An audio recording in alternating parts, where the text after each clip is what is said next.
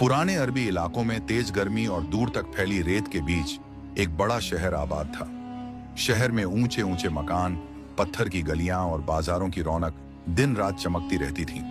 उसी शहर के बीच खड़ा एक विशाल महल दूर से ही बता देता था कि यहाँ का बादशाह बेहद ताकतवर और दौलतमंद है।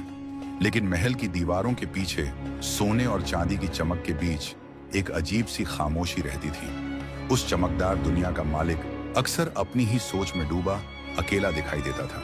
शहर के दूसरे छोर पर एक पुराना चबूतरा था, जहां रोज शाम को एक बूढ़ा भिखारी बैठा मिलता। उसके कपड़े धूल से भरे फटे पुराने थे। उसके चेहरे पर झुर्रियां थीं, लेकिन आंखों में इतनी शांति कि किसी को भी कुछ पल के लिए रुककर सोचने पर मजबूर कर दे। लोग उसे बाबा फकीर कहकर पुकारते थे। वह लोगों के गुजरते चेहरों को देखता और कभी कभी भूखे बच्चों को अपना थोड़ा सा खाना भी बांट देता। शहर वाले उसकी गरीबी देखते थे, लेकिन उसकी आंखों का सुकून कोई नहीं समझ पाता था। एक दिन बादशाह ने सोच लिया कि उसे खुद शहर की हालत देखनी चाहिए। वह अपने पहरेदारों और वजीरों के साथ शहर की गलियों में निकला। लोगों ने झुककर सलाम किया, दुकानदारों ने अपना काम रोक दिया और बच्चे उत्सुकता से इस शाही काफिले को देखते रहे। जब वह चबूतरे के पास पहुंचा जहां बाबा रोज बैठता था, तो उसकी नजर सीधे उसी पर पड़ी। उसने घोड़ा रोका और नीचे उतरकर उसके सामने जाकर खड़ा हो गया। हवा में अजीब सी खामोशी छाने लगी। बादशाह ने उसे देखते हुए पूछा, तुम्हारी हालत इतनी खराब है, फिर भी तुम मुस्कुरा कैसे लेते हो? बाबा ने ऊपर देखा, हल्की मुस्कान के साथ जवाब दिया, मुस्कुराहट हालात पर नहीं, दिल पर निर्भर होती है। आसपास खड़े पहरेदार हैरान रह गए। एक भिखारी से इतनी बेबाकी, लेकिन बाबा के चेहरे पर न डर था न किसी तरह की बेचैनी। वह जैसे अंदर से बिल्कुल हल्का था। बादशाह ने थोड़ा कठोर स्वर में पूछा, तुम्हें क्या लगता है, तुम मुझसे ज्यादा खुश हो? बाबा ने धीमे स्वर में कहा, मैं बस इतना जानता हूं कि जिसके पास कम होता है उसके पास कम चिंता होती है, जिसके पास ज्यादा होता है उसकी परेशानियां भी ज्यादा हो जाती हैं। यह सुनकर बादशाह के अंदर कुछ हिल सा गया।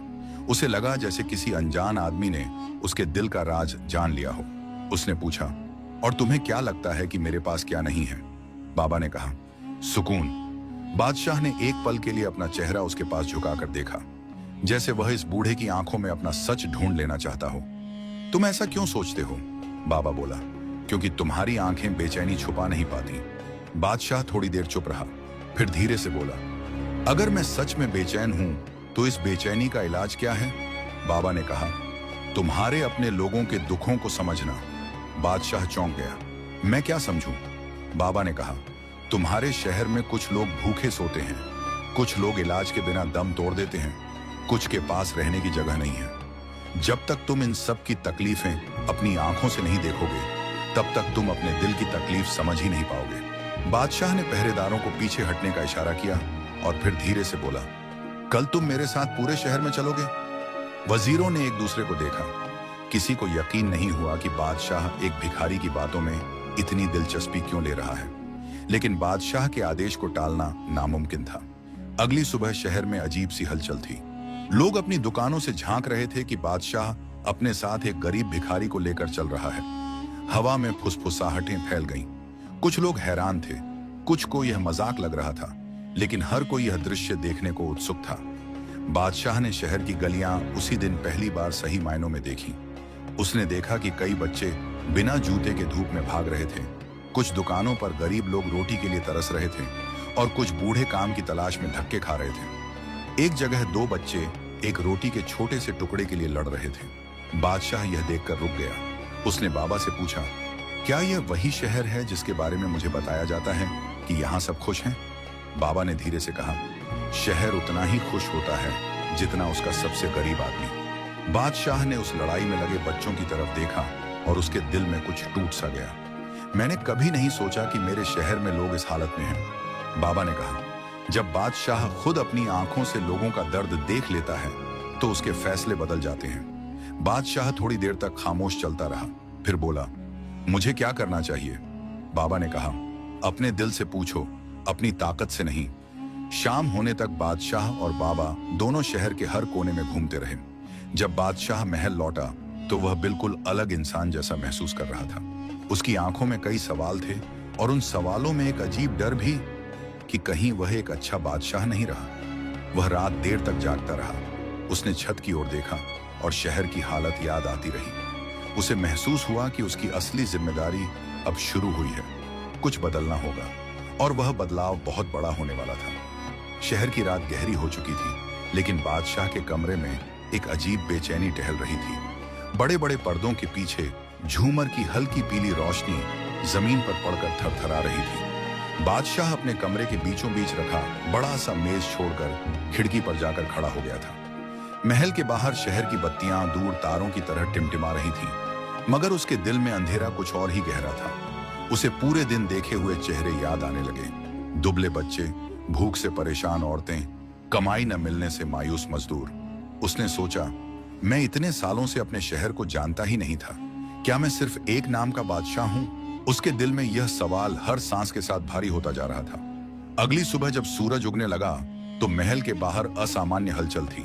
पहरेदार सुबह से ज्यादा सतर्क थे। वजीर इधर उधर घूम रहे थे, कुछ परेशान, कुछ उलझे हुए। सबको पता था कि बादशाह के फैसले पिछले कुछ घंटों में बदल गए हैं और अब कोई नहीं समझ पा रहा था कि वह अगला कदम क्या उठाने वाला है। बादशाह जल्दी उठकर उस चबूतरे पर पहुंचा जहां बाबा फकीर हमेशा बैठता था। बाबा आज भी उसी शांत चेहरे के साथ बैठा था, जैसे उसके अंदर कभी कोई हलचल होती ही नहीं। बादशाह ने उसके सामने रुककर कहा, मुझे तुम्हारी मदद चाहिए। बाबा ने बिना किसी हैरानी के कहा, मदद सिर्फ तभी काम आती है जब इंसान सच में बदलना चाहता हो। बादशाह ने सिर झुकाकर कहा, मैं बदलना चाहता हूं, अपने शहर को बदलना चाहता हूं। बाबा ने धीरे से पूछा, तो क्या तुम तैयार हो अपने तख्त से नीचे उतरने के लिए, अपनी शान शौकत की परतें उतारकर जमीन को छूने के लिए? बादशाह ने दृढ़ता से कहा, अगर मेरी शान शौकत मेरी जनता के दर्द को छुपाती है तो मैं उसे छोड़ने को भी तैयार हूं। बाबा ने उसके चेहरे को ध्यान से देखा और एक हल्की मुस्कान के साथ खड़ा हो गया। तो चलो, आज हम एक और सफर शुरू करते हैं। इस बार बादशाह बिना किसी काफिले, बिना पहरेदारों और बिना कोई संकेत दिए शहर में निकला। सिर्फ वह और बाबा। बादशाह ने एक साधारण कपड़ा पहन लिया था ताकि लोग उसे पहचान न सकें। वह एक आम आदमी बनकर अपने शहर को देखना चाहता था। पहला ठिकाना था शहर का सबसे पुराना बाजार। बाबा ने कहा, यह वो जगह है जहां लोग अपनी उम्मीदें बेचते और खरीदते हैं। यहां देखो कि कौन मुस्कुराता है और कौन मजबूरी में। बादशाह ने एक बूढ़ी महिला को देखा जो अपने हाथ से बने मिट्टी के बर्तन बेच रही थी। उसके हाथ कांप रहे थे और बर्तन इतनी सस्ते दाम पर बिखर रहे थे कि उसकी मेहनत का मोल आधा भी नहीं मिल रहा था। बादशाह ने उससे पूछा, अम्मा, इतना सस्ता क्यों बेच रही हो? महिला ने थकी आवाज में कहा, बेटा, पेट भूखा हो तो दाम नहीं देखे जाते। यह सुनकर बादशाह का दिल कस गया। थोड़ा आगे बढ़ने पर एक नौजवान अपनी दुकान पर बैठा था, लेकिन उसके चेहरे पर निराशा साफ दिख रही थी। उसने पूछा, क्या हाल है तुम्हारे कारोबार का? नौजवान ने कहा, हाल क्या बताऊं, टैक्स ज्यादा है, काम कम है, ऊपर से महल वालों की नजर कभी नीचे नहीं आती। हम जैसे लोग बस खुद से लड़ते रहते हैं। बादशाह को लगा जैसे किसी ने उसके सीने में तेज चुभन दे दी हो। बाबा ने कहा, ये वही लोग हैं जो तुम्हारी सल्तनत की नींव हैं। नींव कमजोर हो तो महल खड़ा नहीं रहता। फिर वे शहर से बाहर एक तंग गली की ओर आए। यहाँ धरती धूल से भरी थी। छोटे छोटे घर मिट्टी और लकड़ी के थे। एक घर के बाहर एक आदमी अपनी बीमार बेटी को गोद में लिए बैठा था। बच्ची की सांसें तेज थीं। बादशाह ने चिंतित होकर पूछा, इसे किसी हकीम के पास क्यों नहीं ले जाते? आदमी की आंखें भर आईं। साहब, हकीम तक ले जाने के लिए पैसे चाहिए?